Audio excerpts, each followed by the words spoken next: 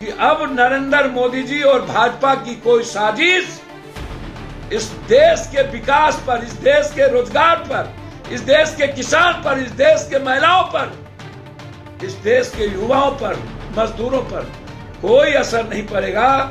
हमें वह देश चाहिए जिसमें जीने का, बोलने का, चलने का, न्याय का, राइट ऑफ एजुकेशन का, हेल्थ का, इकोनॉमी का हमें आजादी मिले। नमस्कार, आप देख रहे हैं न्यूज फॉर नेशन और मैं हूं सांत्वना आपके साथ। देश के प्रधानमंत्री नरेंद्र मोदी के पास जब वापसी का कोई रास्ता नहीं बचा तो उन्होंने एक एक्सीडेंट को प्लान कर लिया। ये बातें जाप सुप्रीमो पप्पू यादव ने कही है। उन्होंने कहा है कि साल 2019 में पुलवामा अटैक जानबूझकर कराया गया है और ये बातें अब सबके सामने हैं। जब प्रधानमंत्री नरेंद्र मोदी को लगा कि वो वापसी नहीं कर सकते, वो चुनाव नहीं जीत सकते, तो उन्होंने एक प्लान बनाया और इस तरह का अटैक करवाया ताकि जनता की सहानुभूति ले सके। ये अटैक पूरी तरीके से प्लान था जिसे बीजेपी ने खुद सोच समझकर सबके सामने प्रस्तुत किया था। क्या कुछ कह रहे हैं पुलवामा अटैक पर जाप सुप्रीमो पप्पू यादव? किस तरीके से उन्होंने प्रधानमंत्री नरेंद्र मोदी और उनकी पार्टी बीजेपी पर बड़ा आरोप लगाया है इस अटैक को लेकर? छोड़े जाते उनकी पूरी बातों के साथ। जिस तरीके से इन्होंने पिक्चर बनवाया है, अंतिम पिक्चर है इनकी 2024 के पहले। इसके बाद मुझे नहीं लगता चुनाव जीतने के लिए इन शब्दों के अलावा, इन पिक्चर के अलावा इनके पास कोई रास्ते बचेंगे। इस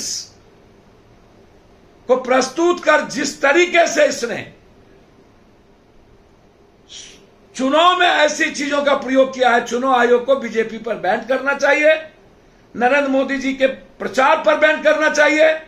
कभी बजरंगबली और कभी गलत पिक्चर, ऐसे पिक्चर को बैन करने की जरूरत है। बिहार में जहां जहां बीजेपी की सरकार नहीं है, ऐसे पिक्चर को बैन करिए।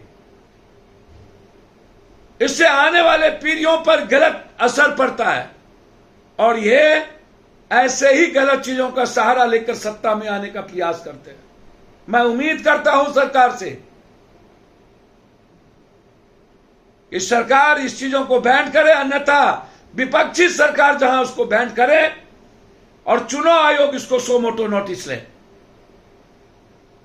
और मैं चैलेंज के साथ कहता हूं, इतने गाली गलौज के बाद, धर्म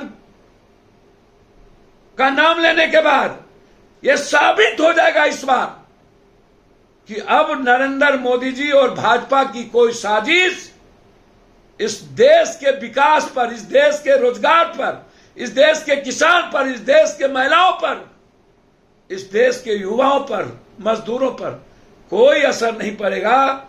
हमें वह देश चाहिए जिसमें जीने का, बोलने का, चलने का, न्याय का, राइट ऑफ एजुकेशन का, हेल्थ का, इकोनॉमी का हमें आजादी मिले। और हम उस आजादी के लिए आगे बढ़े हैं। इसीलिए हम आज